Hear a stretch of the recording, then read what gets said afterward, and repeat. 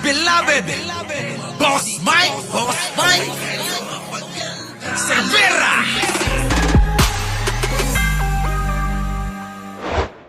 Yun, oh! Buti nga, lumalabas na yung edad natin pag tinutubuan tayo ng balbas, oh. Anyway, magandang umaga, magandang hapon at magandang gabi sa mandako ng mundo. Naroon kayo, syempre, magandang buhay na rin para sa ating lahat. At eto na nga mga kababayan, nakaw! Oo, nagkahamunan, oo, nagkasagutan at eto na nga, mukhang matutuloy na. Mga kababayan ko, ito kasing si Marcoleta, iniyaya po ni Jay Tariela, itong spokes, oo, ng Navy, na kung gusto mo, Eka Marcoleta, sumama ka para makita mo ang sitwasyon dyan sa may Kalayaan. Ngayon sumagot na ho. Oo, sumagot naman na si Marcoleta. Ang sagot nga lang, magdebate muna tayo. Mukhang si Marcoleta masisilo ng sariling pain no? Alam niyo ho yung gumawa kayo ng patibong pero kayo mismo biktima. Di ba no? Putik na yan. Nakakatuwa tong mga mga banat ni Marcoleta kasi. Alam mo, sa totoo lang, si Marcoleta, ano talaga yan? Yung bang laging bias, laging may pinapanigan. Yung sinasabi niya na hindi daw pumapanig sa China, kalokohan ho yun. Oo. Kapag ka ho nagagalit ang taong bayan, bumabaliktad bigla yan. Ngayon, mga kababayan, eto na, no? Sinagot ni Justice Carpio kasi sabi nyo, bago tayo pumunta ron magdebate muna tayo. Oo, isama mo si Justice Carpio. Biruin nyo yun, mga kababayan, naghamon, nag-anyaya si Jay Tariela na pumunta sa may Kalayaan Islands. Tapos ang sagot niya, mga kababayan, bago tayo tumungo doon, magdebate daw muna. Oo, si Jay Tariela, isama daw si Justice Carpio. Kung inyong matatandaan, ito naman si Justice Carpio ang nagsabi na mahinang klase ng abogado daw si Marcoleta. Di ba? Oo, siya yung may sabi noon. At ito na nga, mga kababayan, ano ang update? Pasok! Na ni Senator Dante Marcoleta ang naging imbitasyon sa kanya ni PCG spokesperson for the West Philippine Sea, Commodore Jay Tariela, na sumama sa Maritime Domain Awareness Flight sa Kalayaan Island Group. Yan. Ayon kay Marcoleta, bago ito gawin ay mas mainam kung magkita-kita muna sila ni Tariela, Dr. Justice Antonio Carpio at Professor J. Batong Bakal. Naku, tatlo pa pala yung kanya. Tibay talaga ng piluka, mga kababayan. Alam nyo hindi na ako magtataka kung isang beses na naglalakad si Marcoleta, biglang may sumabunot sa kanya. Ang tao pa mo Diba? Kita nyo, mga kababayan, no? Oo, simple lang naman gagawin. Pumunta lang kayo sa Kalayaan Island Group. Tapos, yun na yun. Makita mo lang. Imbis na sumama, abay nagyaya ng debate. Hindi lang isa, hindi lang dalawa, hindi lang tatlo. Ang mga kababayan ko, kasama tayo rito. Utik na yan. Kaya, mga kababayan, ulitin ko, hindi po ako magugulat kung isang araw si Marcoleta habang naglalakad, may sumabunot sa kanya. Tao pa mo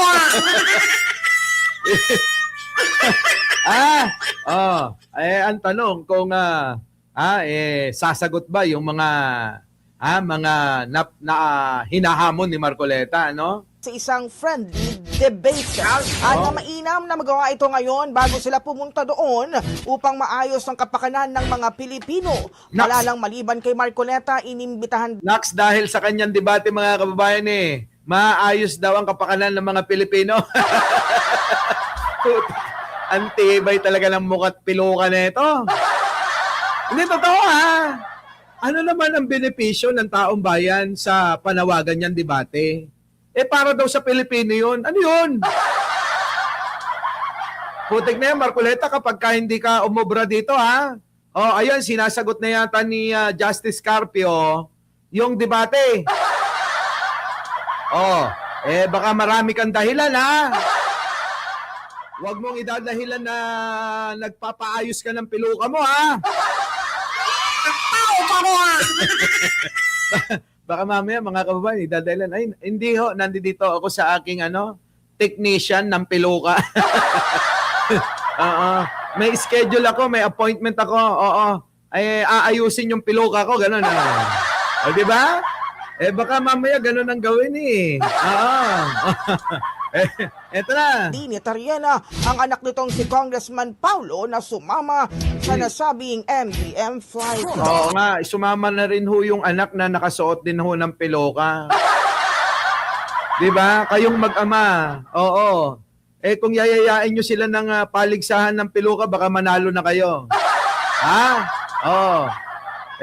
Sabi nga sa post mga kababayan, ang ipaglaban ang KIG. Ipamigay daw yung senador na naka WIG. Mga kababayan, sabi sa post, mga kababayan ko, ipaglaban ang KIG. Yung Kalayaan Island Group. At yun daw pong senador na naka WIG. Ipamigay daw sa China. Grabe itong mga hayop na mga basher ni Marcoleta. Ano na, Jojo Chavez, late ka na. Wala, hindi namin pag-uusapan si Martin ngayon, nandiyan ka Putik na yan, mga kababayan, malupit ito. Ano ngayon ang sagot naman? Ang sagot naman ni Justice Carpio ay ito, pasok! Nako, mga kababayan, Justice Carpio kumasa sa hamon ni Marcoleta na debate, patay na. Mapapasubo si Marcoleta rito. Dahil kapag ka hindi po siya dumalo o dumating sa panawagan niya mismong debate, sigurado ho ito mga kababayan, mapapahiya ho ng husto. Mapapahiya ho ng husto si Marcoleta. Diba? Naku mga kababayan ko. Talagang mabubugbog ito sa kakakantyaw ng mga basher nito. Kumasa na ho. Baka sabihin nyo, yan po ay mga kababayan. Hindi ho. Nasaan na ba yun, Boss Mike? Hindi ho, na-post din ni Richard. Ano yung post, Boss Mike, ni Richard? Ito, may post ho. Si Richard, mga kababayan, Hyderian, na talagang totoo, na kumasa sa hamon. Ito hong sino yan, Boss Mike? Di wala nang iba, kung hindi sino yan? Si Justice Carpio. Yun, mga kababayan, malupit. Malupit ito, kumasa nasa na yung post? Ito. Yan yung post. Wait. Hindi lumalabas, Hindi lumalabas, mga kababayan, Naglo-loading. Loading ang internet ko. Putik na yan, Loading Basta yan yun. Yan din ho, mga kababayan, yung pinost ni Richard Hyderian, nako, mga kababayan. Paano na, Marcoleta? Sige na. Masaya to, Masaya, Masayang debate ito, mga kababayan. Parang labanan ito ng mga ano eh. Hayop ka, Jing Martin. Di ba? Utik na. Grabe to si Marcoleta kasi. Hindi, loading. Dali, bakit kaya ganito ang Facebook ko ngayon? Mukhang may nanghahak ng Facebook ko. Ayan na nga natin. Tuloy na natin to. So basta ho yan, mga kababayan ko. Oo, tinanggap na ho ni Justice Carpio ang hamon ni Marcoleta na debate. Ang tanong ngayon, kakasa na ba? Hindi ho, kasi kumasa na eh. Kailangan matuloy na kasi may naghamon, may kumasa. Naghamon si Marcoleta, kumasa si Carpio. Kailangan tuloy na, di ba? Alangan naman marami pang kondisyon si Marcoleta. Di ba dapat tayo na yung humingi ng kondisyon? Sana sa debate, tanggalin niya piluka niya. Di ba? Baka mamaya yung piluka agimat niya. Pwede ba yon mga kababayan? Sa debate, tanggalan ng piluka. Kasi mga kababayan, baka mamaya dyan humuhugot ng kapal ng mukha eh. Porque may piluka, makapal ang mukha eh. No? Eto na, oy, katuwaan lang Eto na mga kababayan ko. Kasi nga ho, nandito nagkahamunan eh. Yan Ayun. Hanggang saan eksakto pong coordinates ba? Ayan, mga kababayan ko mga kababayan. Pakinggan natin. Pero yung China, yung beloved China niya, yung 9 sign, walang coordination hanggang ngayon. Yon. Hanggang saan eksakto pong coordinates ba ng ating West Philippine Sea? Dito po sa binabanggit nating mga batas sa ngayon, kung titingnan natin, hindi po natin sila magagamit, Mr. President. Kaya napakahirap po ngayon nating sagupain yung mga pananaw na parang may nag-aangkin ng atin pero hindi pa natin ma-define kung ano talaga yung atin. Siraulo ka kasing hayop ka. Ginigigil mo ko eh. Sabi nga, alam nyo mga kababayan ko, kahit naman ang China, hindi rin nila sigurado kung ano yung hangganan nila. Sabi nga ni Tito Soto, mga kababayan, mas okay pa tayo kasi alam natin yung baseline natin. Natandaan nyo ba yon? Sabi ni Tito Soto, ikaw pala, kahit nga ang China, wala rin ganyang sinasabi mo eh. Buti pa nga tayo, may baseline tayo, baseline, para doon sukatin kung ano yung hangganan eh. Yung China, wala eh. Pero si Marcoleta, mga kababayan, pinipilit pa rin niya. Hindi ko ba malubos maisip kung anong pinakain ng China? Tama po ba mga kababayan ko? Ano ba pinakain ng China rito kay Marcoleta? Anong ko lang, matakaw ba sa pera si Marcoleta? Natatakot natatakot na hindi masuplayan ng wig niya?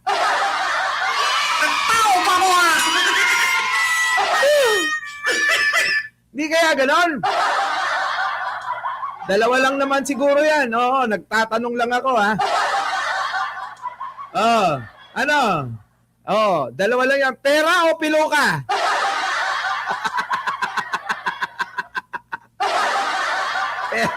Pera, Leonora Brown? Hindi ba piluka?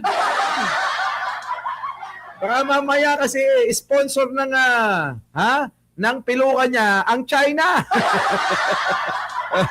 Ay, nako. Ewan ko sa inyo. Ito na. Ito na. Alam mo, si Marcoleta was a congressman when Republic Act 9522 was approved. And he was also, I think, in Congress when the Maritime Zones Act was approved. Yun naman pala eh. Two laws, Bot. Yun naman pala eh. klarong-klaro, we have the archipelagic baselines under Republic Act 9522. Andun yung coordinates ng ating baselines. Yon. under UNCLOS, from those baselines, you just Yan. measure 200 nautical miles. Kung ayaw nyo pala, kung ayaw pa rin paniwalaan ni Marcoleta, pasukat nyo sa kanya mag-isa. Hoy, Marcoleta! Hayop ka, ayaw mo pa rin maniwala kay Justice Carpio at sa mga kasama mong senador? Pumunta kang mag-isa, sukatin mo. Hindi lang yung bumbunan mo, pinasusukat mo. Di ba pagka pag nagsusuot ng gagawa ng wig mga kababayan, sinusukat ho yung bumbunan.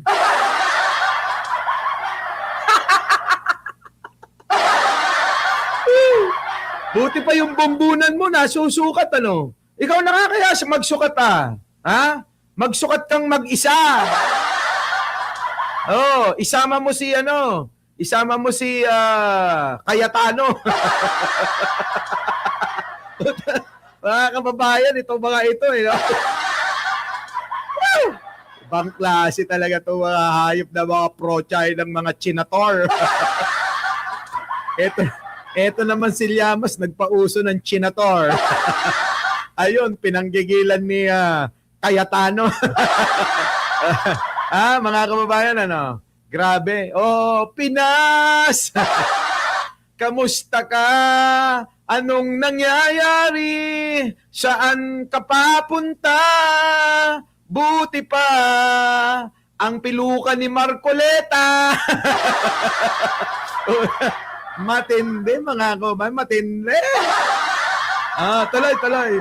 Then you know the exclusive economic zone. Yun. Kasi alam mo na yung baseline Correct. Ayan din ang pinapaliwanag ni Tito Soto. Kung alam mo na ang baseline, susukat ka na lang kung anong hangganan, kung ilang nautical miles ang iyong teritoryo dyan. Yun naman napanalunan na sa arbitral tribunal at maging sa UNCLOS, mga kababayan, nakatala na kung hanggang saan mag-uumpisa ang teritoryo ng Pilipinas sa mga nandoon sa West Philippines.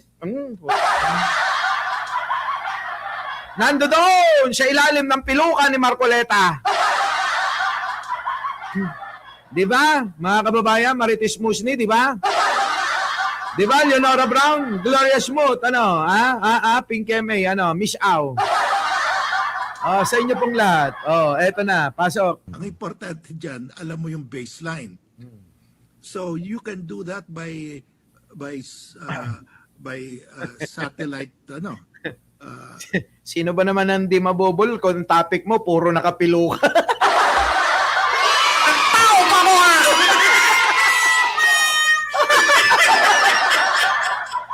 Natatawa ako. Uy, wag nyo nga wag nyo pisi.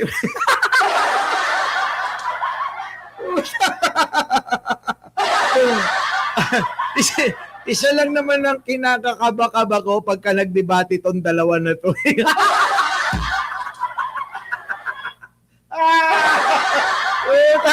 Uy, nakakatanggal talaga ng stress kapag ka ang mga topic mo katulad nila Marcoleta.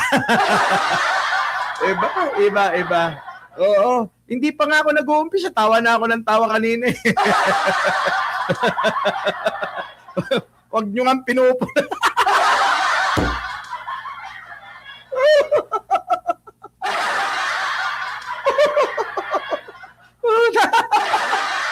Ay,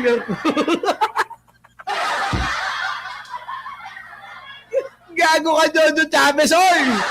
Ikaw!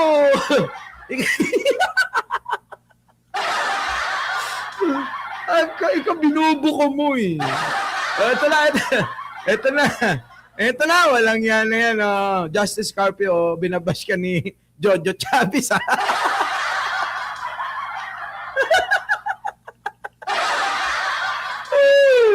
Hayop kayo.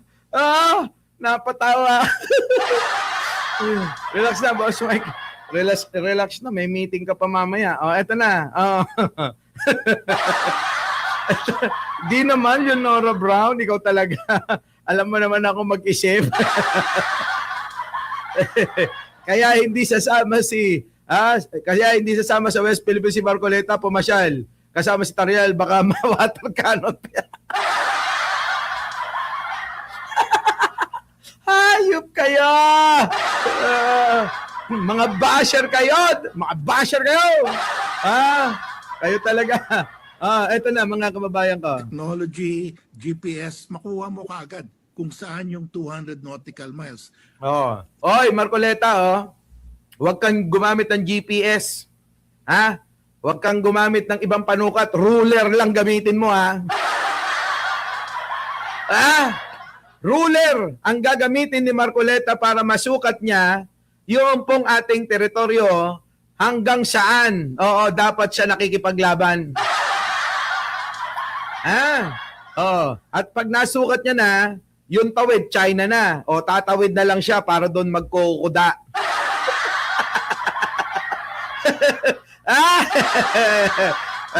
Payag ba kayo, mga kababayan ko? Si Marcoleta magsusukat ng teritoryo ng Pilipinas kung hanggang saan. At kapag nasukat niya na gamit ang ruler,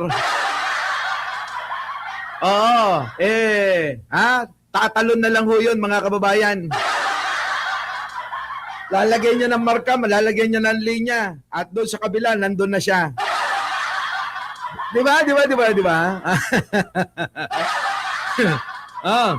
Yung mga bansa naman, the coastal countries of the world, did not, Tatangkal. Paano ba Grabe ka, wala yung walang measurement yun, di niya makukuha. Ikaw talaga, some who have fixed their coordinates, the limits of their 200 nautical miles. Pero madami hindi. Tayo, we have already fixed the... Hindi ko na napapakinggan yung sinasabi ni Justice Carpio mo. Walang iya kayo. Di labanan na ito. Pakapalan na lang, Kung pakapalan ng peluko, lamang na si Marcoleta.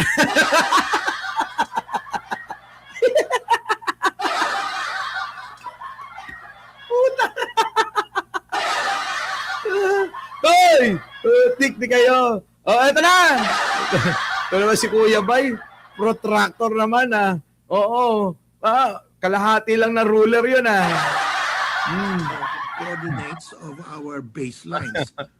That is sufficient. In fact, more than sufficient yan dahil under UNCLOS, you don't have to make any proclamation, any legal act so that you can claim your territorial sea and your exclusive economic zone. The law, the UNCLOS gives that to you already. You don't have to do any formal act. Nakalagay doon. There is no need for any formal act or formal proclamation to have your panoorin nyo nga, tatawa ako. rights to your continental shelf and your territorial sea. Because that is already in the law. Mechanical na lang yung measurement. Doon sa measurement, linagay na nga natin yung archipelagic baselines. Alam mo na yung coordinates. So from that, you can measure the 200 nautical miles. Yung China, yung 9-dash line, walang coordinates yan. Kung saan nila nilalagay yung lumalaki pa nga. They added the 10th dash. Sabihin niya, dapat tayo may coordinates. Yung China, wala. And first of all, we already have our archipelagic baselines with the coordinates. That's more than what the UNCLOS requires. Kita niyo mga kababayan ko, di ba? Tama yung sinabi ko na tayo mayroong baseline, ang China wala. At tayo mga kababayan, alam natin yung hangganan, ang China hindi. Kaya ako'y nagtataka at maraming nagtataka, maging kayo nagtataka, maging si Justice Carpio nagtataka, at karamihan po sa Senado at Kongreso ay nagtataka kung bakit nila pinaglalaban ang China. Di ba? Di ba? Ayok ka. Jojo Chavez, tumigil ka na, ha? Nagbabawi tayo ng tawa. Kahapon, di tayo makatawa eh. Talay. In fact, like UNCLOS says automatic yan. Inherent. You have the inherent right to your continental shelf because you are a coastal state. Because if you have a land, yung maritime zone, territorial sea, exclusive economic zones, that is just an accessory at tawag niyan. Automatically, you have a territorial sea once you have an island. So, if you have an island that's habitable, meron ka ng EEZ automatically. You don't have to pass a law to Oo be nga. entitled to your EEZ. That is Correct. your inherent right as a coastal state. Mm. Yan ang nakalagay sa UNCLOS. So yung sinasabi ni Marcoleta na wala pa kasi wala tayong batas, mali yun. Mali daw. Oh, mga kababayan ha. Ito naman kasi si Marcoleta, kuda lang ng kuda eh. O ngayon, tinatama nitong si Justice Carpio tuloy. He's trying to deny Ah. what international law has given us already. Correct, naibigay na sa atin yan ng international law. Pero mukhang etong si Marcoleta, hindi naiintindihan na sinasabi, mukhang pinahihina po yung ating pag-claim ng ating mga teritoryo dyan po sa West Philippine Sea. Ano? Pinahihina ni Marcoleta. Hindi nyo ba napapansin, mga kababayan?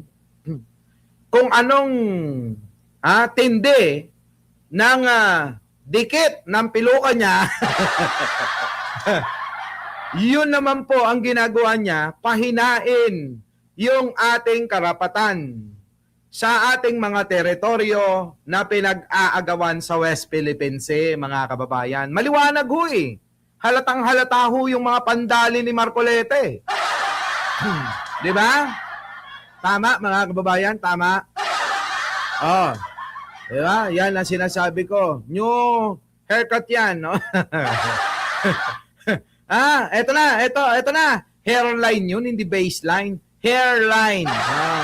Eto na. Pero yung China, yung beloved China niya, yung Yan. nasa walang coordination hanggang Yo. ngayon. Again, I don't see the point.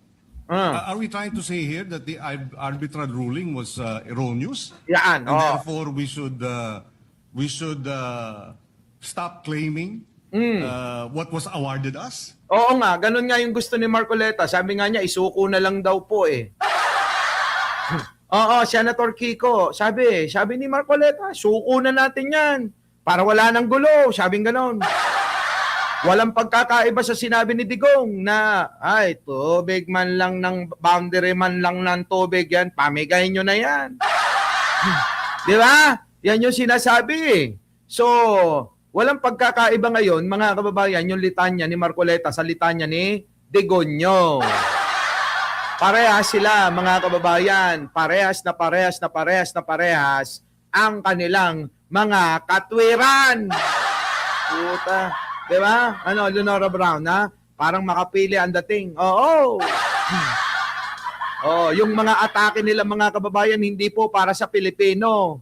Para po sa kanilang pansariling interes. Itong mga matatanda ng mukhang kulubot na nga.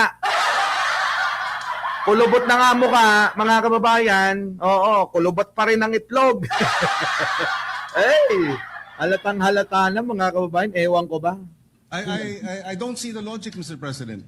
We were awarded by the arbitral tribunal. Mag-like muna nga kayo. Jojo, tawa lang kayo ng tawa eh.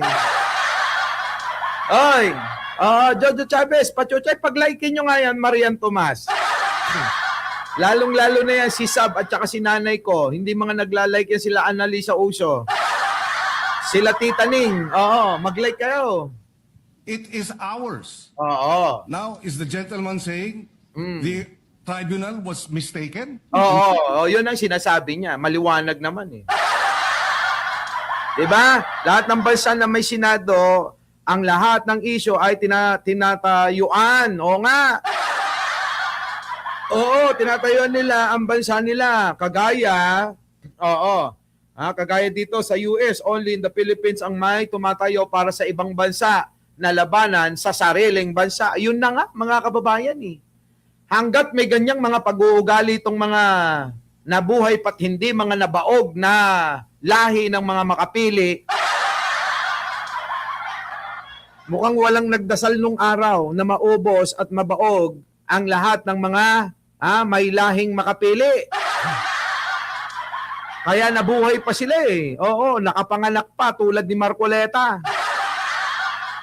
Tulad ni Cayetano. At meron pa dyan. Oo, kita nyo naman eh. Sasabihin nyo, paano mo na lamang lahi na makapili? Yung si Marcoleta na nakasuot ng piluka. Yung anak niya na congressman na nakasuot din ng piluka. Di ba mag-ama sila? tignan nyo, iisa sinasabi nila. Di ba? Iisa sinasabi. Eh di lahi nga na makapili. Alam nyo na. Oh, di ba? Our beloved Boss Mike